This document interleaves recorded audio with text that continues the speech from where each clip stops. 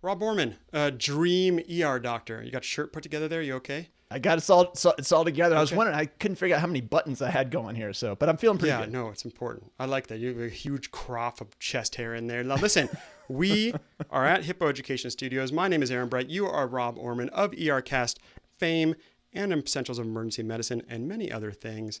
We are going over today an EP Monthly article in November 2018. This one is called Solve ED Boarding Challenge, or Ways to Solve the ED Boarding Challenges. So strategies to increase efficiency and involvement. I have to say that at the first thing I do, I have to put my mind straight again because it can make me angry that we have to solve the ED boarding challenge when it seems like it's a hospital problem as much as an ER problem. But they make some really good points and some really good strategies. Efficient throughput, involving other physician leaders in the hospital. I'm reading these off to the side here. Use a no delay nurse report, which you're going to talk about in a second.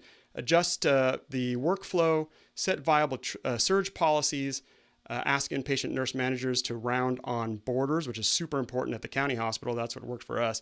And then streamline discharge. They're all great points, especially if you're having trouble and frustrations with this. Great article to read. What were you going to say about the no delay nurse report? When I read that, I mean, it was like fireworks. It was explosion. Crazy. Explosion.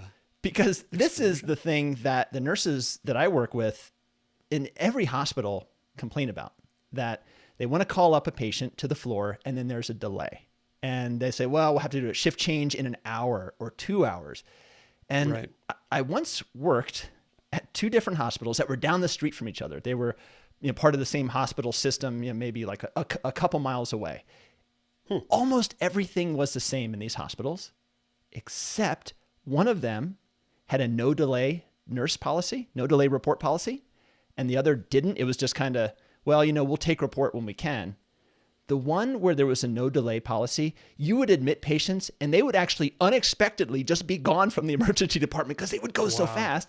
And in the other shop where there wasn't the no delay, the patients languished and would sit down for hours and hours and hours. And of course, the hospitalist had to be involved in that.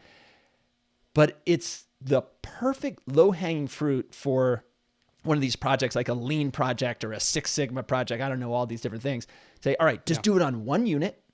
See how it works. You have clear before and after data to say, does this help with throughput? Does this diminish boarding for this group of patients? What is the time from call up to admission? It's very easy to do. Of course, you have to have all the stakeholders there. We kind of feel like we're the stakeholders because, people don't really seem to feel the pain that the ED does with the boarders, but, have that unit there, have critical care, hospitalists and nurses, nurse managers, et cetera. Get everybody at the table, say, hey, this is important. Let's start the process.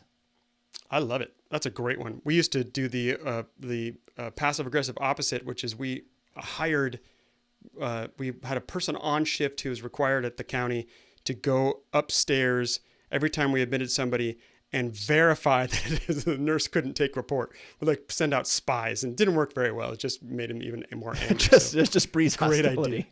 Great idea. No delay nurse report. Another gem. Rob Orman, it's been great to have you here in the Hippo Education Studios. I love your shirt. I just love it. I love it. Thank you. I'm going to take the elevator down here.